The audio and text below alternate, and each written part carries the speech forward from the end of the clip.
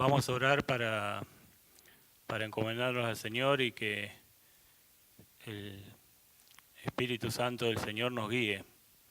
Vamos a orar, hermanos.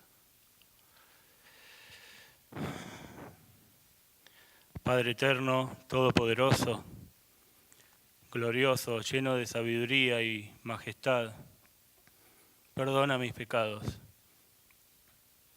nuestros pecados, nuestra desobediencia, nuestros malos pensamientos.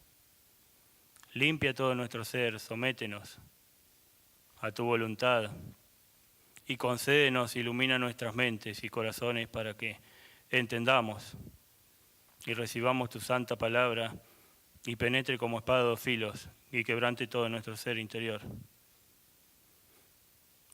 Solo tú, Señor, eres el Rey Supremo de todo el universo. Tú, Señor, de la nada creaste todo y soplaste de tu boca todo tu ejército y conoces cada una de las estrellas por su nombre. Conoces las dimensiones de los mares y todo cuanto existe. Hasta nuestros cabellos los tienes contados, Señor.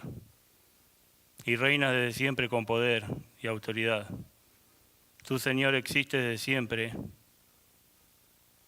Creaste todo de la nada. Tú, Señor, que gobiernas con autoridad y todo lo que hay en todo el universo es tuyo. Todo te pertenece en el cielo, en la tierra y debajo de la tierra. Todo es por ti y para tu gloria. Tú gobiernas desde siempre y para siempre, y tu reino no tiene fin. No hay ningún ser creado por ti, Señor, que pueda resistir tu voluntad. Cuando tú, Señor, te pones de pie, no hay nadie que pueda enfrentarte. Aunque se junten todos tus enemigos, tú los destruyes fácilmente. Nadie, oh Señor, puede librarse de tus manos. Y el gobernante más poderoso de este planeta es menos que un gusano delante tuyo. Para ti, Señor, dices en tu palabra que las naciones son como una gota en una cubeta de agua, en un balde de agua. Señor, te ruego y te suplico que si es tu voluntad resucites las almas por el poder omnipotente de tu Santo Espíritu. Dales vidas a las almas que están muertas, para que teniendo vida espiritual y no natural, puedan creer y correr hacia Jesucristo. Espíritu Santo, convence de pecado a aquellos que confían en su propia carne, en sus propias obras, y se autojustifican por lo que hacen. Haceles ver que sus obras, si son hombres naturales y no espirituales, son como trapos de inmundicia.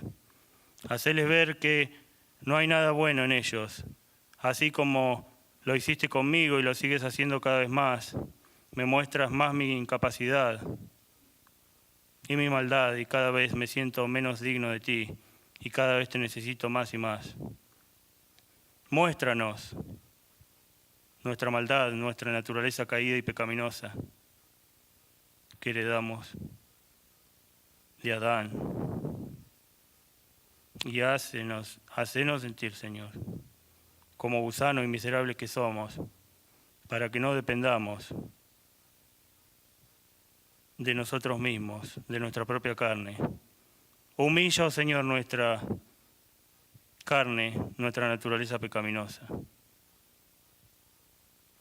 Arrójanos a tus pies, hacenos sentir abominables y merecedores de tu castigo, pues no merecemos tu gracia, nunca la mereceremos.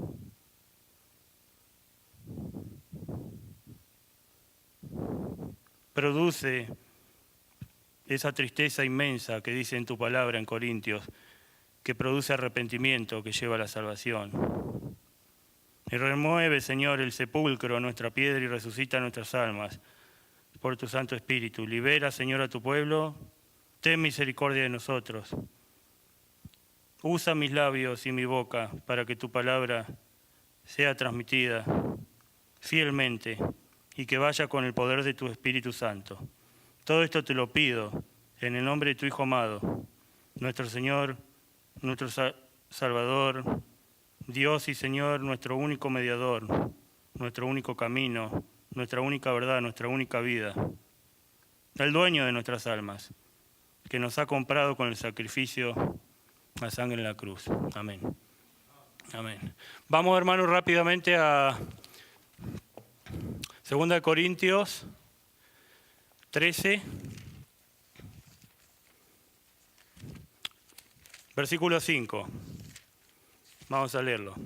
Dice así: examinaos a vosotros mismos si estáis en la fe, probaos a vosotros mismos, o no conocéis a vosotros mismos que Jesucristo está en vosotros, a menos que estéis reprobados.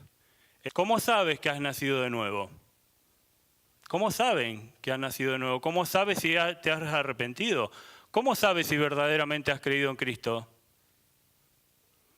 Hermanos, esto se trata, no es algo insignificante, no es algo como si se muere su hijo, o si alguien tiene un accidente, o si tuviste un accidente y perdiste tu carro, o te quedaste sin dinero para pagar la renta, si no pudiste pagar algunas cuentas.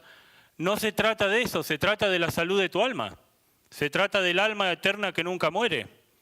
Se trata de algo tan importante que todos los días hay mucha gente que se va de este mundo sin pensar y el alma sale del cuerpo y se va hacia donde pertenece. Usted podría su mano en el corazón y decir: ¿yo verdaderamente me voy con el Señor? Pregúntese, apelo a sus corazones.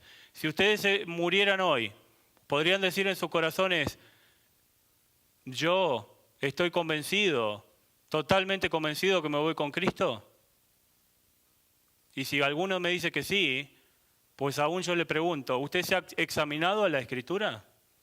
Porque Pablo le escribe a los Corintios. Y ojo esto, porque Pablo no le está escribiendo a gente del mundo, no le está escribiendo a gente inconversa, no le está escribiendo a gente que no ha nacido de nuevo, le está escribiendo a cristianos, a gente que son cristianos, que los llama santos. ¿Por qué Pablo les escribe a cristianos? Si supuestamente es cristiano, ¿para qué le vas a decir examínate? Pruébate.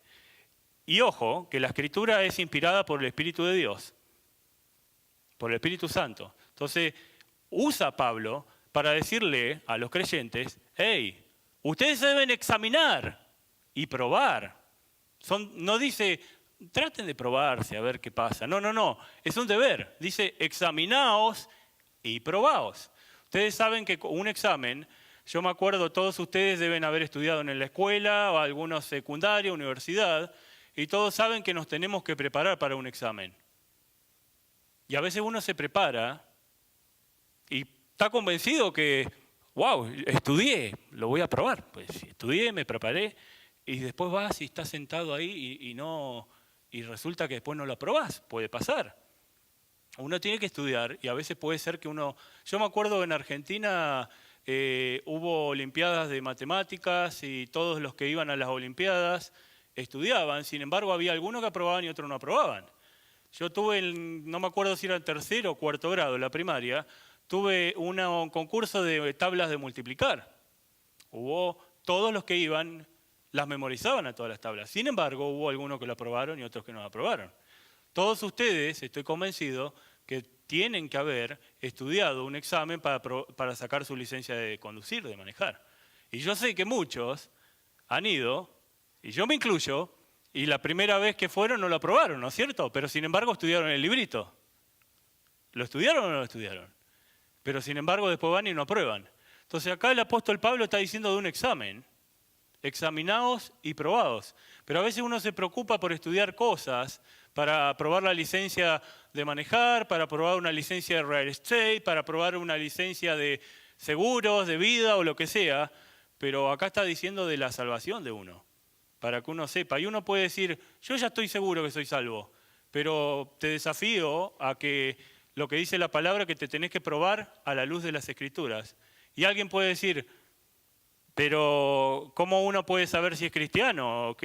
Bueno, Si Pablo está diciendo examinados y probados, ¿por qué es? Porque obviamente, hay forma de probarlo. No le va a decir al pueblo, a los corintios, en este caso, examinado y probado si no hubiera una forma de probarlo.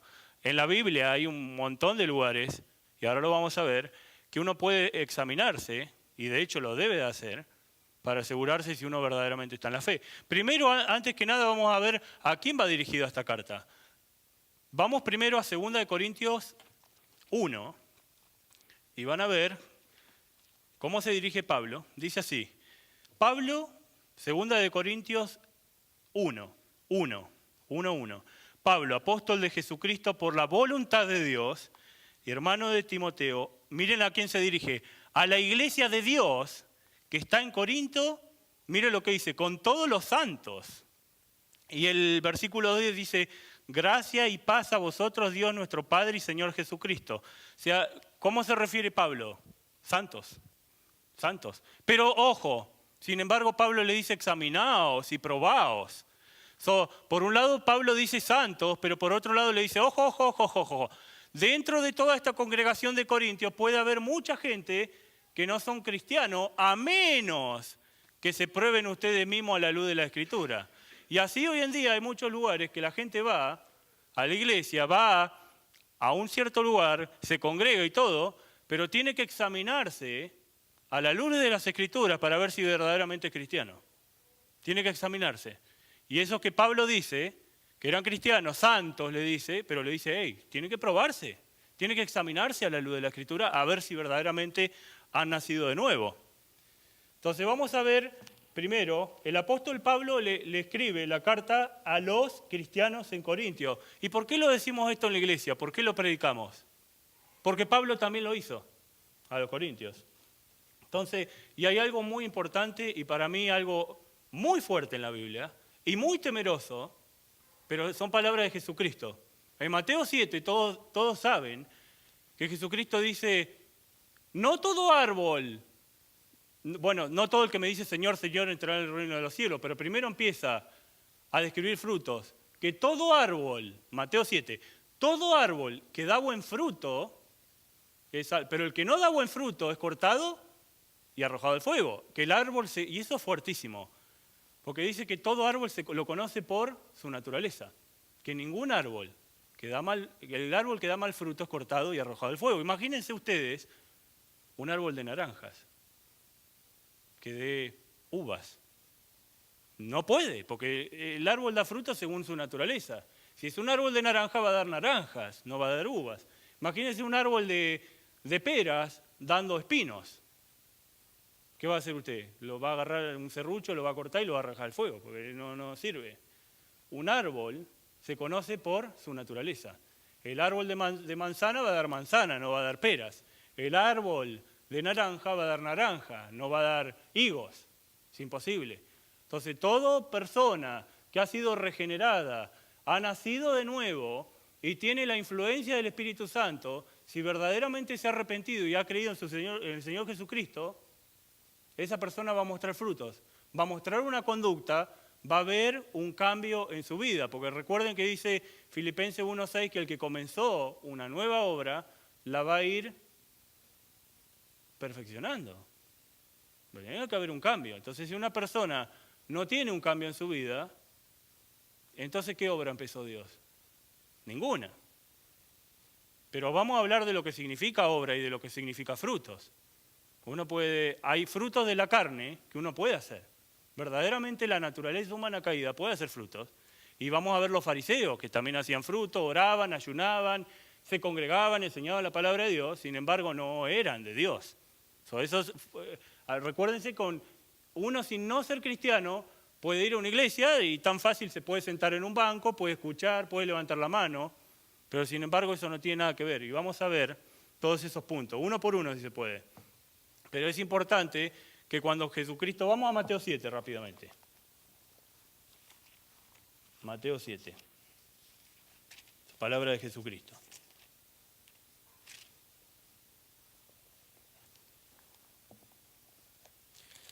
Versículo... Podemos ir a versículo 21. Dice, no todo el que me dice Señor, Señor, entrará en el reino de los cielos, sino el que hace la voluntad de mi Padre que está en los cielos. Versículo 22 dice, muchos me dirán en aquel día, Señor, Señor, no profetizamos en tu nombre no echamos fuera demonios, en tu nombre no hicimos milagros. Y entonces le declaré, nunca os conocí, apartados de mí, hacedores de maldad. Noten que cuando Jesús habla de esto no se está refiriendo a gente del mundo, no se está refiriendo a gente que no se congrega, se está refiriendo a gente que lo llama Señor. Lo llaman Señor, y ahí se refiere a pastores, se puede referir a gente que viene a la iglesia, a gente que se congrega y vive toda una vida religiosa. Acuérdense que el cristiano es cristiano lo que es por dentro, no lo que es por fuera, por las apariencias o por lo que hace. Si no ha nacido de nuevo y no tiene el Espíritu Santo, entonces no es cristiano, no tiene el Espíritu de Dios. Y eso está en Romanos 8:9 también. Entonces, no todo el que le dice Señor, Señor, entra al reino de los cielos. Definitivamente va a haber mucha gente ese día que le va a decir, Señor, Señor, nosotros hicimos esto, nosotros fuimos a la iglesia, nosotros ayunamos, nosotros dimos diezmos, nosotros hicimos un montón de cosas.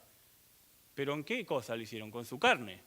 Pero si no tienen el Espíritu Santo, nuestras obras son trapos de inmundicia, Isaías 64:6, trapo de inmundicia. Si no tenés el Espíritu Santo, si no sos un hombre espiritual, entonces sos un hombre caído en Adán, un hombre natural. Dios lo aborrece al hombre natural. Dios ama al hombre espiritual, no al hombre natural. El hombre natural es pecaminoso, está enemistado con Dios. Eso lo dice en Romanos 8:7. Entonces, no todo el que le dice Señor, Señor entrará al reino de los cielos, sino el que hace la voluntad del Padre.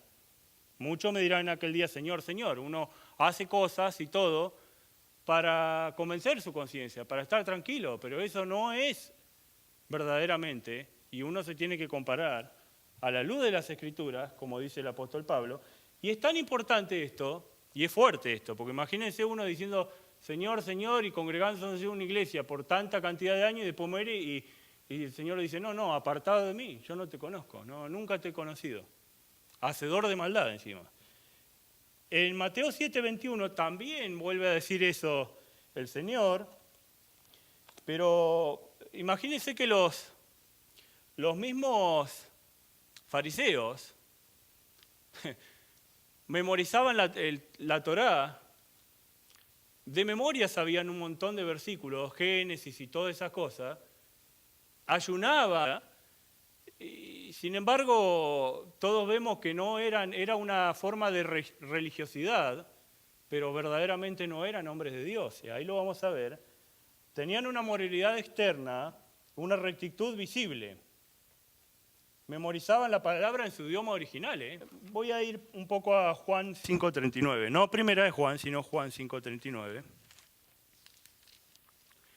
Dice, escudriñar las Escrituras, porque vosotros os parece que en ellas tenéis vida eterna, y ellas son las que dan testimonio de mí. Claro, Jesucristo tiene un enfrentamiento acá con los fariseos, y le está diciendo, escudriñen la Escritura. Claro, y ellos sí la escudriñaban, pero no lo podían entender. No, verdaderamente no era persona de Dios. Vamos a leer algo muy importante que ocurrió en Lucas. Vamos rápidamente a Lucas, antes de Juan, capítulo 18, 9 al 14. Miren acá qué parábola tan impresionante que la describe Señor Jesús. Y dice, es una parábola de un fariseo y un publicano. Un fariseo, esas personas religiosas que vivían de las apariencias y vivían haciendo un montón de obras para Dios. Sin embargo, fíjense esta parábola. Vamos a leer del versículo Lucas 18, versículo 9 al 14. Dice, a unos que confiaban en sí mismos como justos, fíjense, se atribuían justicia propia. No la justicia de Cristo, sino su propia justicia. Entonces dice, a unos confiaban en sí mismos como justos y menospreciaban a los otros. Dijo también esta parábola. 2 hombres subieron al templo a orar. Uno era fariseo y el otro era publicano. El fariseo, puesto en pie, oraba consigo mismo de esta manera. Fíjese cómo oraba. Dios, te doy gracias porque no soy como los otros hombres, ladrones, injustos, adúlteros, ni aún como este publicano. Fíjense, estaba enalteciéndose él mismo. Y acuérdense que Dios aborrece y está lejos de los que se enaltecen, pero está cerca de los quebrantados de corazón. ¿Sí? Entonces este estaba enalteciéndose. Yo no soy como ese, yo no soy así, porque eso es lo que hacían los fariseos. Yo estudio de memoria el Torá, yo doy mis diezmos, ayuno, cumplo esto, cumplo lo otro, hago esto, hago lo otro, basado todo en obras, en sus obras naturales de un hombre caído de Adán. Sin embargo, miren lo que dice acá. Ayuno 2 veces a la semana, fíjense lo que dice. El versículo 12, ayuno 2 veces a la semana, doy diezmos de todo lo que gano. Fíjense, estaba basado en lo que él hacía. Versículo 13, más el publicano, estando lejos, no quería ni aún alzar los ojos al cielo, sino que se golpeaba el pecho, diciendo, Dios, sé propicio a mí, pecador. Os digo que éste descendió a su casa justificado, antes que el otro, porque cualquiera que se enaltece será humillado, y el que se humilla será enaltecido. ¿Se dan cuenta? Uno entendió su pecaminosidad, entendió que estaba mal delante de Dios, entendió que estaba totalmente corrompido y destituido de la gloria de Dios por causa del pecado original. En cambio el otro, fariseo, se enaltecía él mismo, se declaraba justo, él mismo, no la justicia de Cristo, sino su propia justicia. Y por eso esta persona no puede nunca ser salva, ni por supuesto, por más que haga obras y obras y obras y dé diezmo y haga esto y lo otro, de nada sirve delante de Dios. Porque Dios lo único que recibe, la persona que se humilla delante de Jesucristo. La persona que se arrepiente y cree en el Señor Jesucristo. No el que se enaltece a sí mismo. No el que levantó la manito, pasó al frente y siguió viviendo su vida a su manera. No, no, no. El que se arrepiente y cree en el Evangelio es el que se salva. Pero el Evangelio verdadero, no en palabrerías. Es posible que nos examinemos a nosotros mismos y concluyamos que estamos bien. Es posible que uno se examine a sí mismo y diga, no, yo estoy bien. Y de hecho así ha pasado.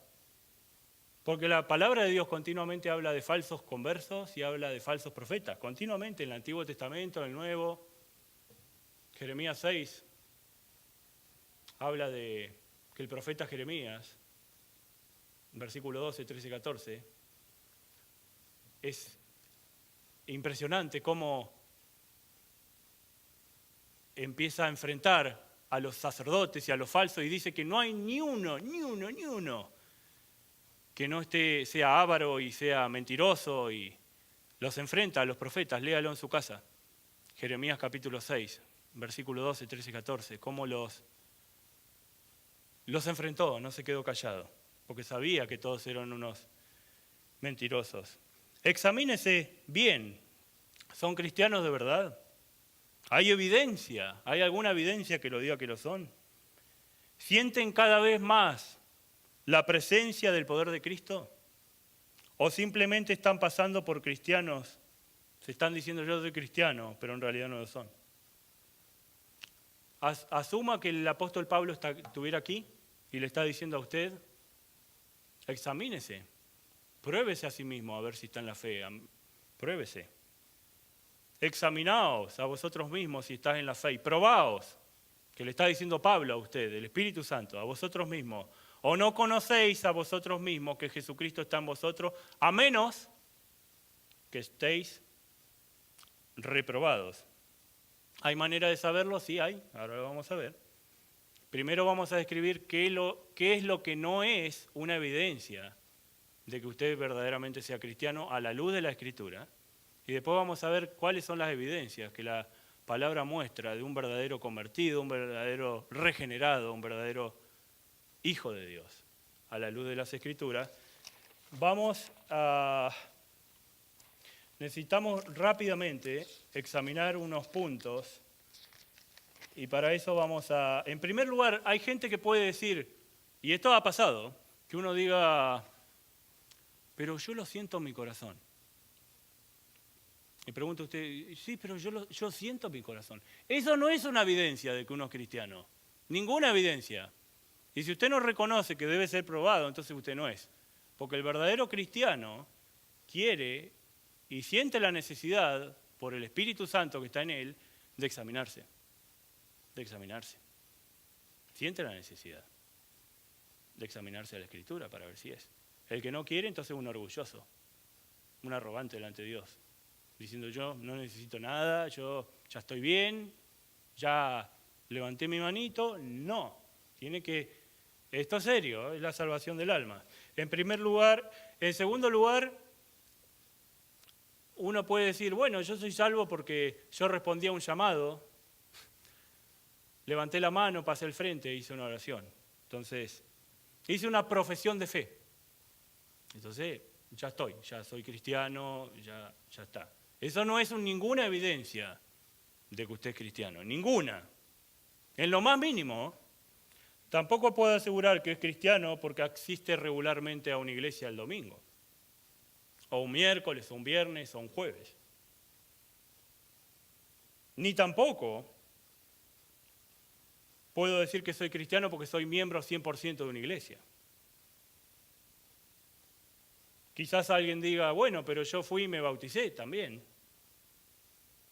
Y toda la gente oyó mi testimonio y mi profesión de fe. Todos escucharon. Eso tampoco califica como cristiano. Porque encontramos en Hechos capítulo 8 a Simón el Mago. Simón el Mago va a Felipe a predicar y otros que habían ido misioneros y predica, muchos creyeron, entre esos Simón el Mago. Creyó, ¿y qué hizo? Y se bautizó. Pero después de haber bautizado, encontramos, si usted lee, y ahora lo vamos a leer más abajo, viene el apóstol Pedro y le dice, en hiel de amargura y en prisión de maldad te encuentro. O sea, le está diciendo que está esclavizado, porque todo el que no está en Cristo está esclavo. Como dice Juan 8:34, todo el que peca es esclavo del pecado, mas si el Hijo los libertades seréis verdaderamente libres. Juan 8:34-36. Entonces el que no está en Cristo está esclavizado al sistema de este mundo, a el yo, a vivir como se le da la gana, por más que venga a la iglesia, puede vivir esclavizado. Y esta persona se había bautizado, Simón. Había creído también. Sin embargo, y se había bautizado, había creído, se había bautizado, sin embargo, todos vemos lo que pasó después. Lo enfrenta el apóstol Pedro y le dice, vamos a Hechos capítulo 8.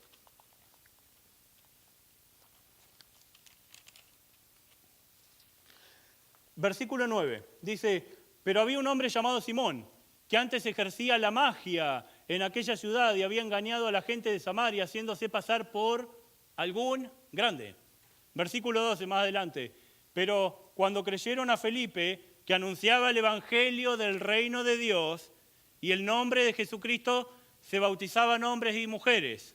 También, versículo 13, también creyó Simón mismo, y habiéndose bautizado, fíjese, habiéndose bautizado, estaba siempre con Felipe, y viendo las señales y grandes milagros que se hacían, estaba atónito. Estaba atónito. Vamos más adelante, versículo 18, para ver lo que pasó. Cuando vio Simón que por la imposición de las manos de los apóstoles se daba el Espíritu Santo, les ofreció dinero.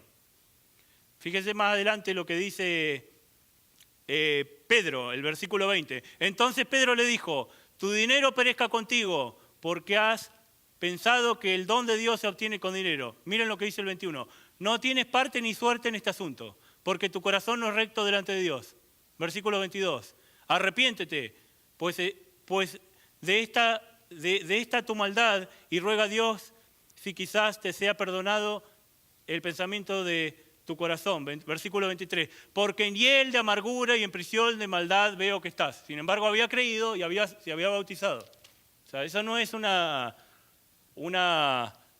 señal o una confirmación por haberse bautizado. Acuérdense que el bautismo no salva, sino son los frutos que va a producir un verdadero cristiano. Un hombre espiritual, un hombre nacido de nuevo, va a producir frutos naturales, no, espirituales, porque tiene el Espíritu Santo viviendo dentro de él.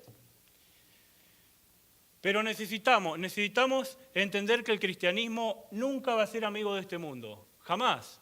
va en contra. El cristianismo nunca va a cumplir las exigencias de este mundo.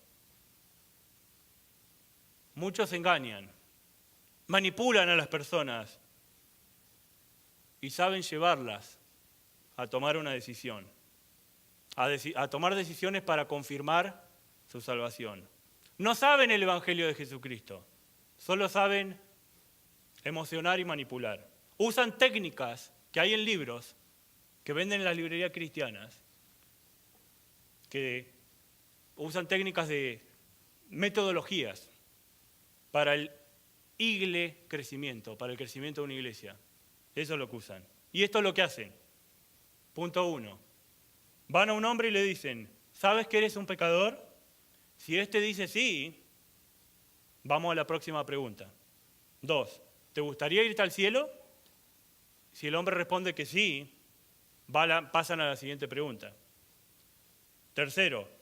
¿Te gustaría pedirle a Cristo que entre en tu corazón? Si dice que sí, y hace que aquella oración que le preguntan si fue sincera una oración, si dice que sí, de una forma papal, lo declaran nacido de nuevo. Esto no es el Evangelio de Jesucristo, es una herejía metodológica, manipuladora, emocionalista, para llenar iglesias, para hacer crecer iglesias, para un crecimiento de la iglesia, crecimiento. Muchas personas creen que han nacido de nuevo porque fueron inducidas por metodologías impulsivas, técnicas manipuladoras. Han reducido el Evangelio de Cristo a una decisión que puede tomar 3 a 5 minutos. A eso han reducido el Evangelio de Cristo. Pero vamos a analizar estos puntos que dicen los libros esos que analizan. Primer punto que dijimos, ¿sabes que eres un pecador? Si la persona dice sí, ¿qué significa eso? Si uno le pregunta a alguien, ¿sabes que eres un pecador? Y te dice que sí. No significa absolutamente nada. Anda a preguntarle al diablo si sabe que es un pecador y te va a decir sí, sí lo soy, y soy muy bueno en eso, te va a responder también. La cuestión no es si sabes que eres un pecador. La cuestión es, desde que has oído la predicación del Evangelio, Dios ha obrado de tal forma en tu corazón, de tal manera ha obrado en tu corazón, que el pecado que antes amabas, ahora lo odias. Esa es la cuestión. Punto 2. La cuestión no es, ¿te gustaría ir al cielo? Todo el mundo quiere ir ahí. No va a haber uno que diga, no, yo quiero ir al infierno. Si usted le pregunta a alguien, ¿quiere ir al cielo?, le va a contestar que sí.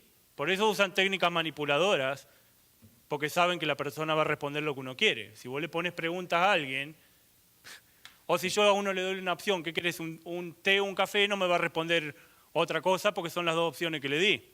Si vos a una persona le preguntás, ¿quiere ir al cielo?, no, todos quieren ir al cielo.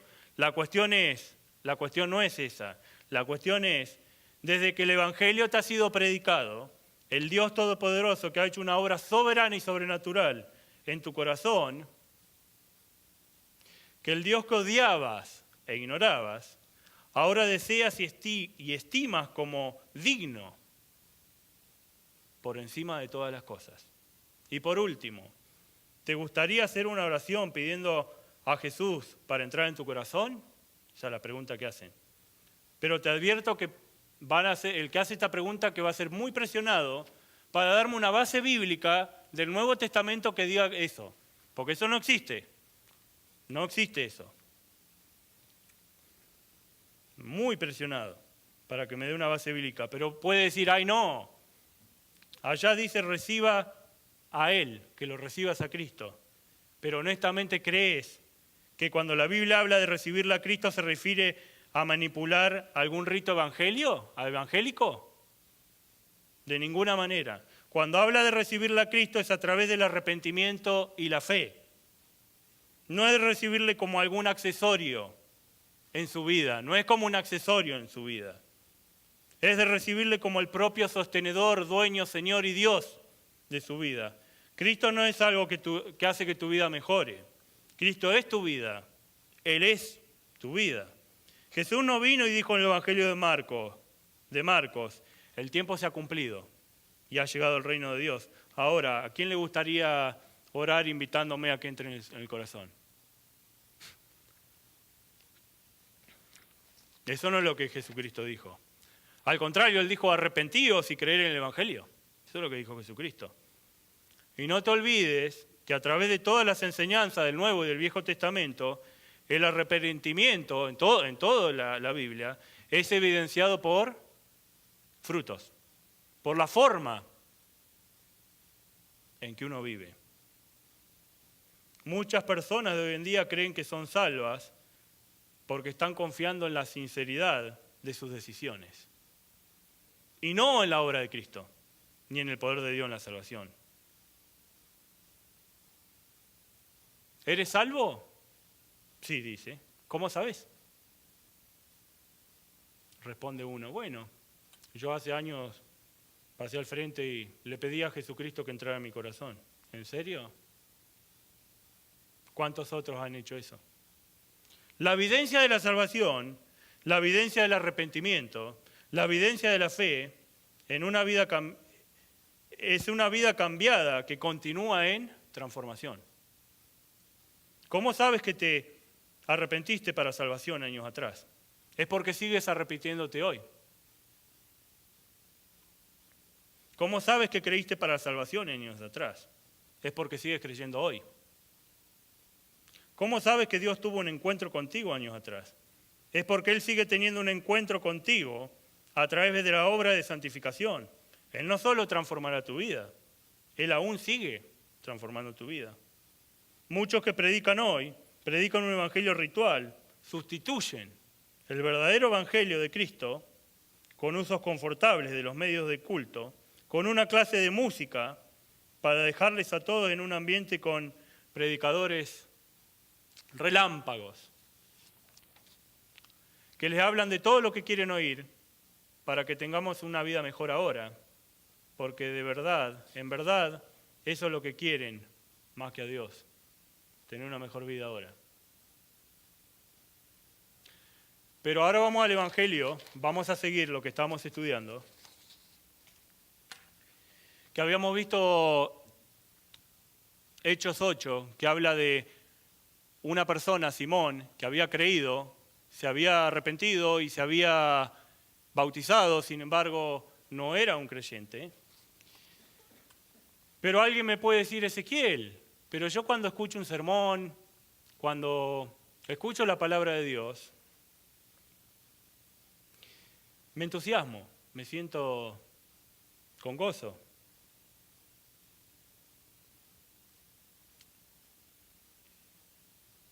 Un verdadero cristiano siente eso, entonces puede basarse en la palabra de Dios. No, no es verdad. Cristo nos dice que no es verdad. Cuando Jesús explica la parábola del sembrador, que empieza en Mateo 13, versículo 1, de ahí empieza Jesús hablando, pero vamos a empezar por el versículo 3, que dice, y les habló muchas cosas por parábola, diciendo, he aquí, el sembrador salió a sembrar. Y mientras sembraba, parte de la semilla cayó junto al camino. Y vinieron las aves y la comieron. Parte cayó en pedregales donde no había mucha tierra y brotó pronto, porque no tenía profundidad de tierra. Pero salió el sol, se quemó porque no tenía raíz, se secó. Y parte cayó entre espinos y los espinos crecieron y la ahogaron. Pero parte cayó en buena tierra y dio fruto, cual a 100, cual a 70 y la cual a 30 por uno, que tiene oídos que oiga. Pero más adelante, a partir del versículo 18, Jesucristo explica lo que significa esta parábola. Entonces acá en el versículo 19 de capítulo 13 dice, cuando alguno oye la palabra del reino y no la entiende, fíjese, no la entiende, viene el malo y arrebata lo que fue sembrado en su corazón. Este es el que fue sembrado junto al camino. Y el que fue sembrado en pedregales, este es el que oye la palabra, fíjese, y al momento la recibe con gozo. Fíjese, recibe la palabra, la recibe con gozo, pero como no tiene raíz, como verdaderamente no se ha arrepentido en sí, sino que es de corta duración, pues al venir la aflicción, la persecución por causa de la palabra, luego tropieza. Claro, no fue verdaderamente convertido, verdaderamente no se había entregado a Cristo. Esta es una persona que cree, como pasó con Simón, recibe la palabra con gozo, pero sin embargo no es. Ahí lo dice el versículo 19 al 21. 22. El que fue sembrado entre espinos, este es el que oye la palabra, escúchense, oye la palabra, la oye, pero el afán de este siglo y el engaño, fíjense, el engaño de las riquezas ahogan la palabra y se hace infructuosa.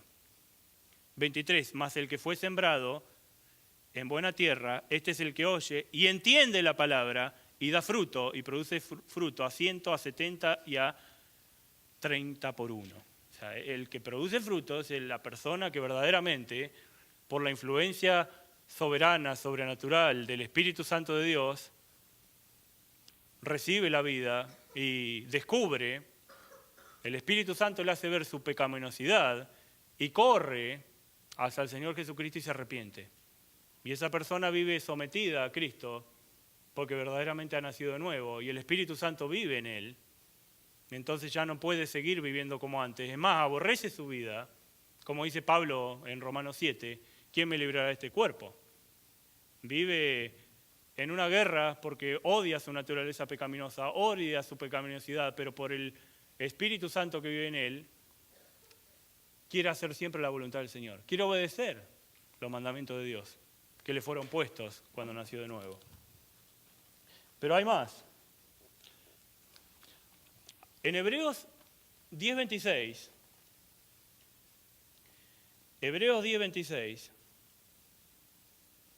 habla de la apostasía. Apostasía significa no que se pierde la salvación, como dice el arminiano, no que se pierde la salvación, sino que nunca fueron. También lo habla Juan.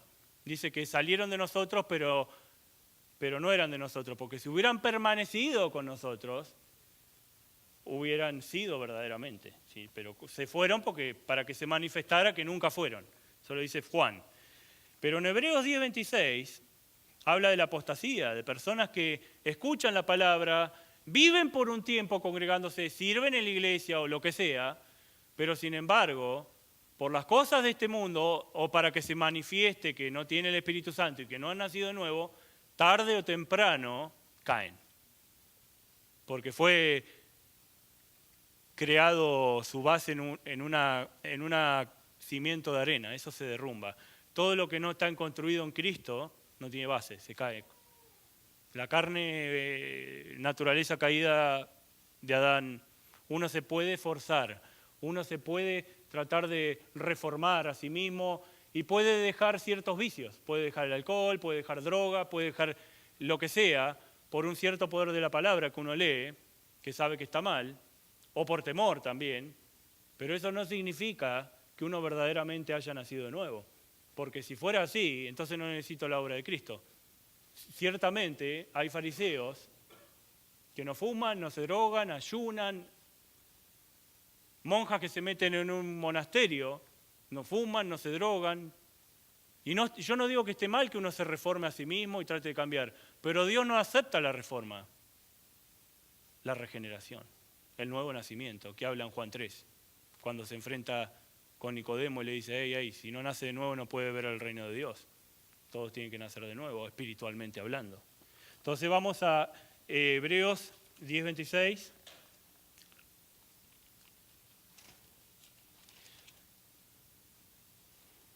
Habla así. Miren lo que dice acá. Dice, porque si pecamos voluntariamente, fíjense, voluntariamente, después lo vamos a ver en Juan, que el que dice que el que practica el pecado, no quiere decir que un cristiano no puede pecar, sino que el que vive sin temor del pecado como antes vivía y vive pecando como lo del mundo y tiene una práctica y no tiene temor del pecado y no siente un remordimiento del pecado, entonces, ¿de qué se ha arrepentido? ¿Cómo puede decir que tiene el Espíritu de Dios si sigue viviendo sin temor del pecado? Sin embargo, en el libro de Efesios dice que el que tiene el Espíritu de Dios, el Espíritu se entristece si usted peca, como David se sintió en Salmo 51 después de haber pecado. Entonces vamos a leer aquí, Hebreos 10:26. Porque si pecamos voluntariamente, después de haber recibido el conocimiento de la verdad. Fíjense que el autor de Hebreos dice que estas personas que apóstatan recibieron un conocimiento de la verdad.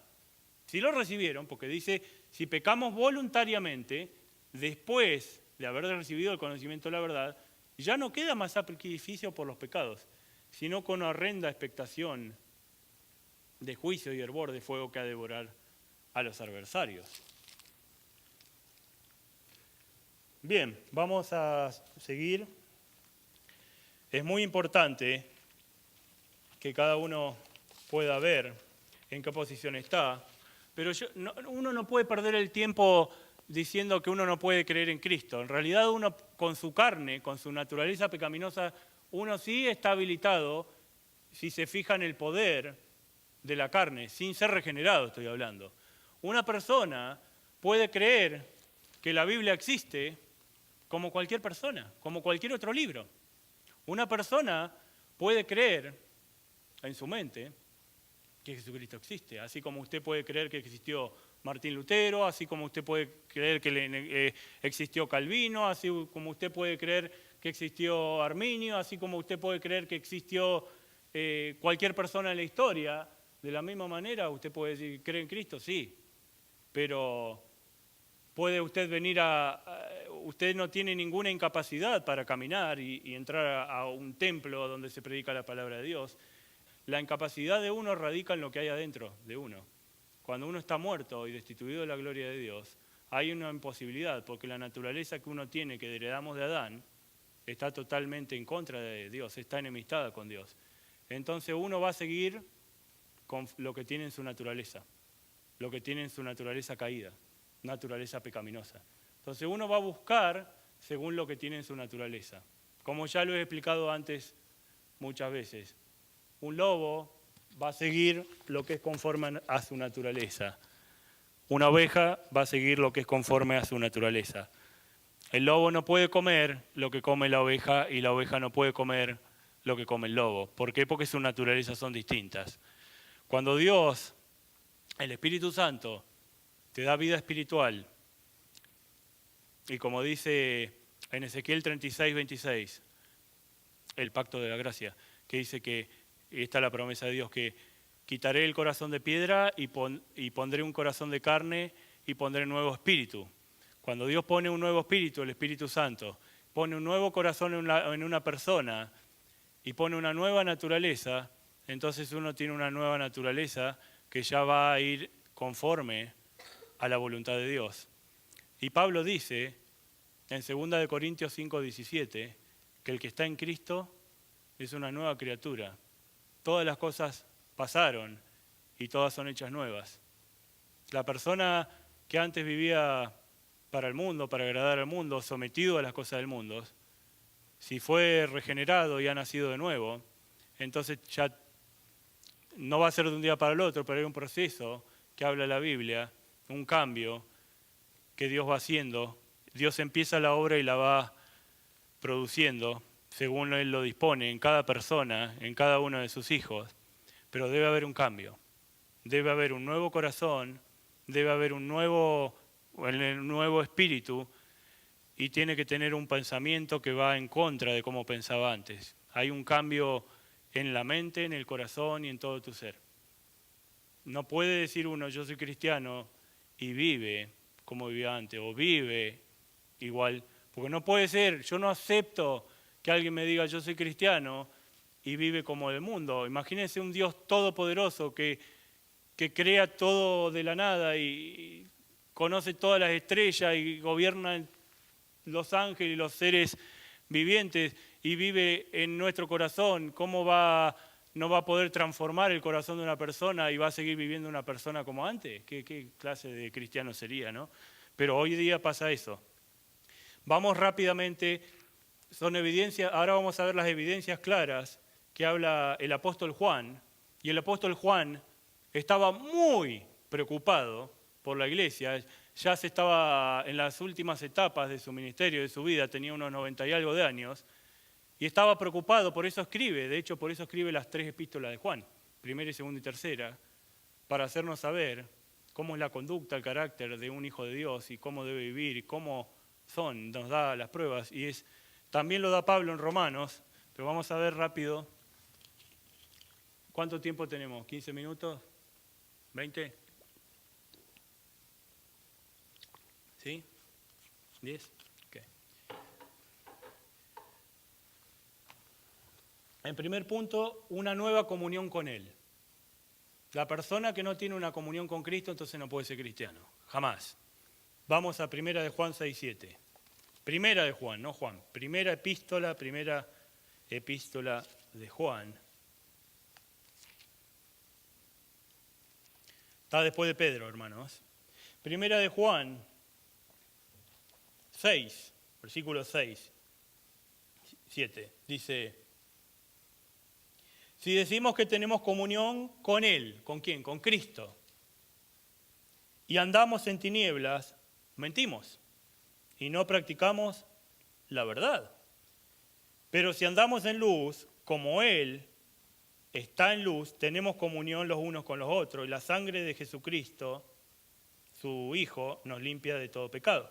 O sea, Él te limpia de pecado, pero si estás en una comunión con Él. Uno no puede decir que la comunión con Cristo se trata de venir a un edificio de 4 paredes el domingo y ya después no tienes comunión, porque entonces no tenés una comunión con Él. No te has entregado. No has nacido de nuevo. Entonces uno tiene que ver la comunión con Dios, ¿cuándo es? En todo momento. ¿Acaso el primer mandamiento no dice amarás a Dios con todo tu corazón, solo con todo tu corazón? ¿O no dice con todas tus fuerzas, con toda tu mente, tu alma? ¿No dice? Entonces, uno, si tiene una comunión, así como usted tiene una comunión con sus hijas, con sus hijos, con su esposo o esposa, pues si Cristo dice que la iglesia es su esposa, entonces ¿qué clase de relación usted tiene con su esposa o su esposo? Si Cristo lo llama a la iglesia su esposa, quiere decir que tiene que haber una unión, una comunión íntima, una relación íntima. Y si no la hay, usted mire en su corazón y apelo a sus corazones. Si después usted en su casa tiene una comunión con Cristo, más de la que usted tiene con su esposo, o más de la que usted tiene con su esposa. Entonces, ¿qué clase de comunión tiene con Él? Esa es una prueba que da el apóstol Juan, que dice, si decimos que tenemos comunión con Él y andamos en tiniebla, mentimos, si no practicamos la verdad. Primera de Juan 3, 16, 18, capítulo 3, 16, 18, dice,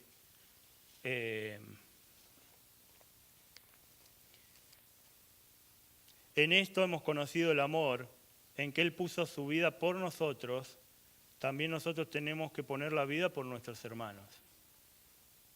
Pero el que tiene bienes de este mundo y ve a su hermano tener necesidad y cierra contra él su corazón, ¿cómo mora el amor de Dios en él?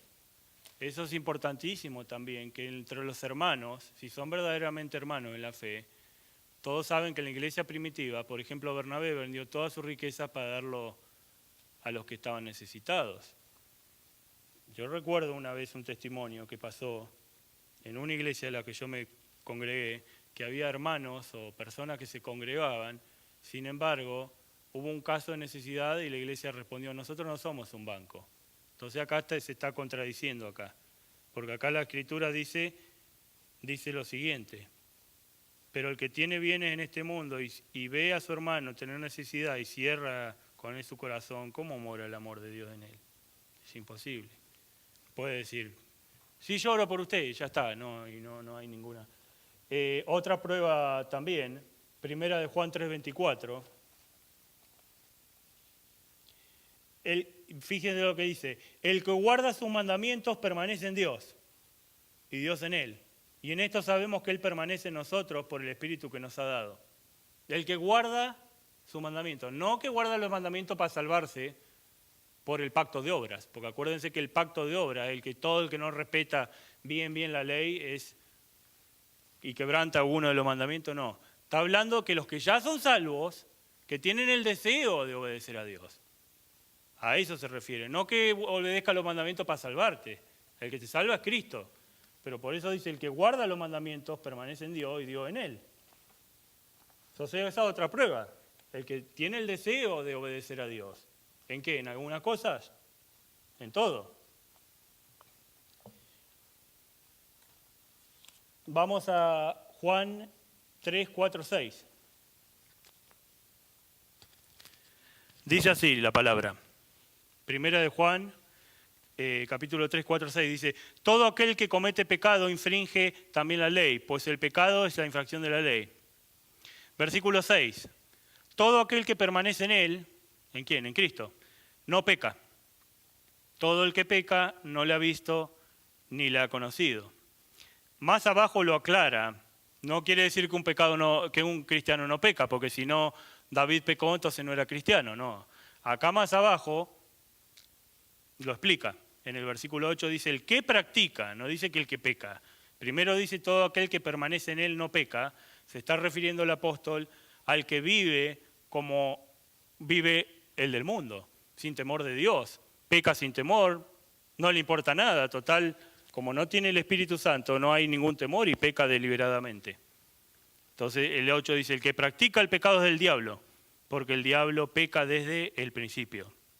9, todo aquel que es nacido de Dios no practica el pecado, porque la simiente de Dios, el Espíritu de Dios, vive en él. La simiente de Dios vive en él.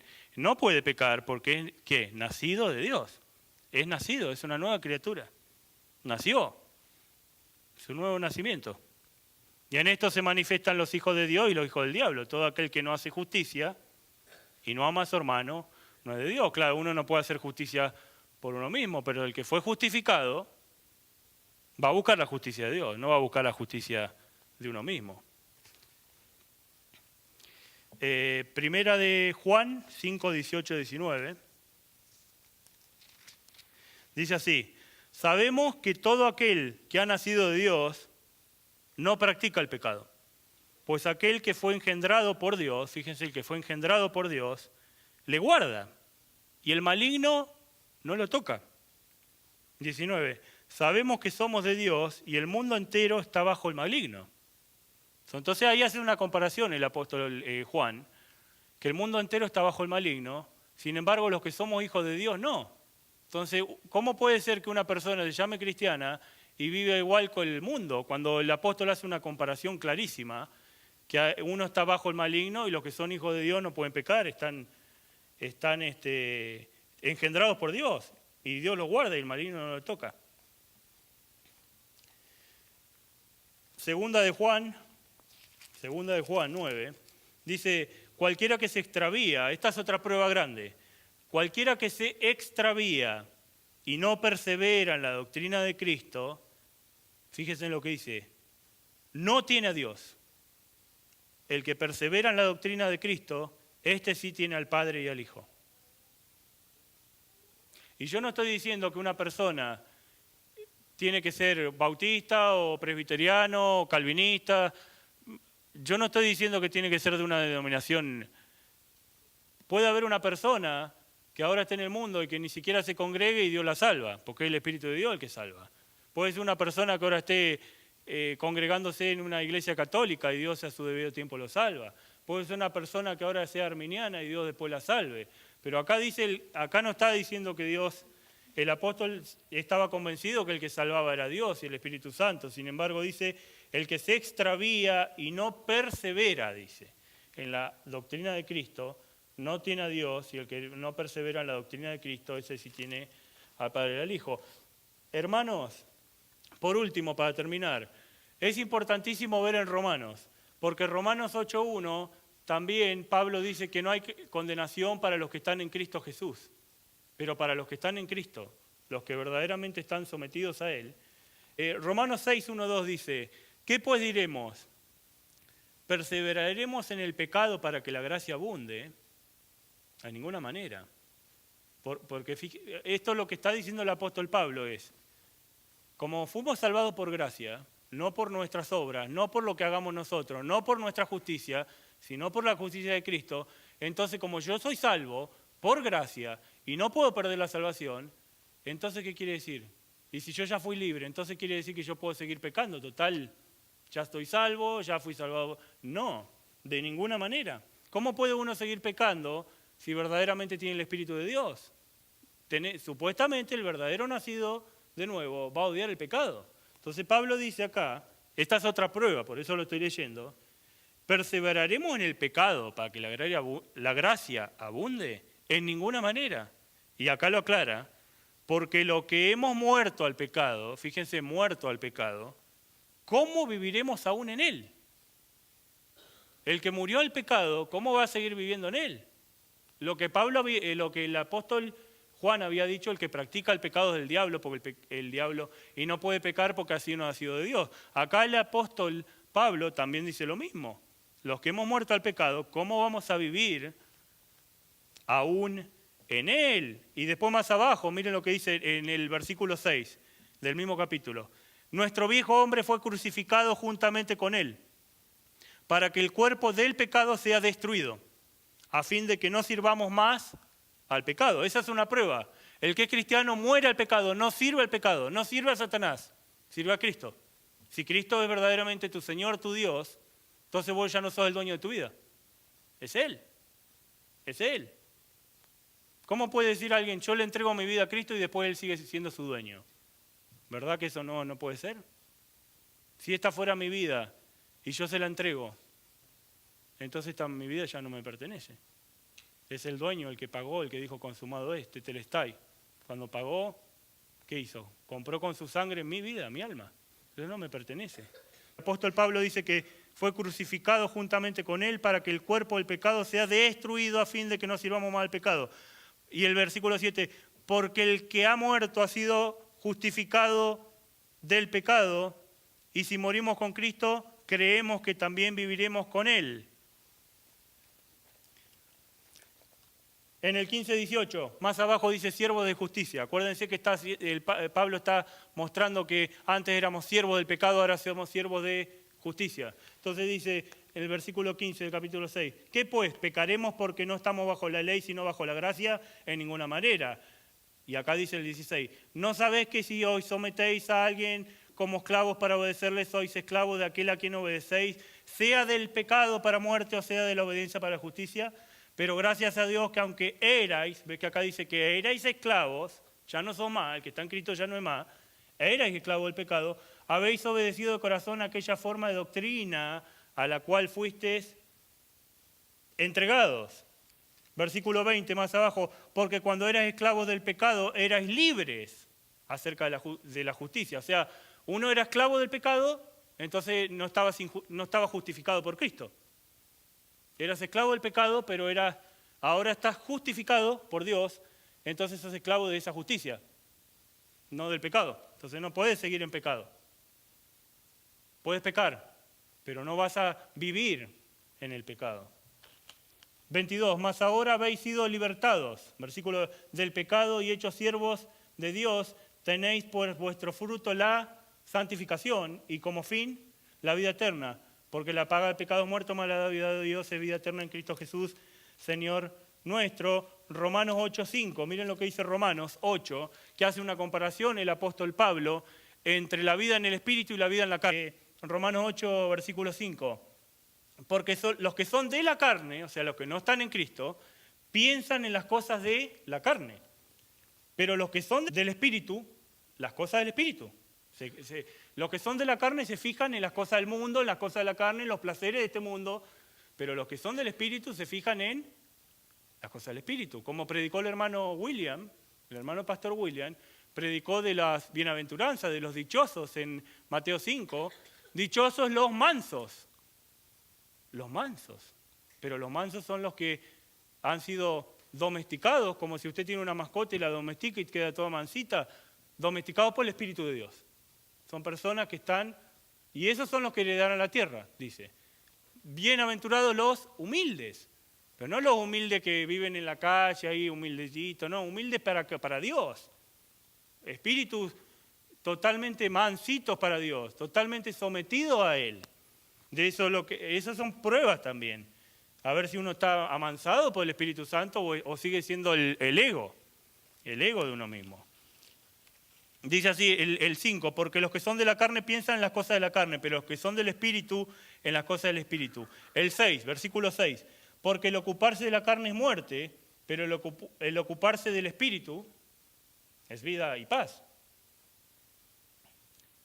Versículos 7 y 8, por cuanto los designios de la carne, o sea, la naturaleza pecaminosa que heredamos de Adán, son enemistad contra Dios. O sea, no dice que son enemigos, enemistado, o sea, ya está enemistado con Dios, porque no se sujetan a la ley de Dios ni tampoco pueden.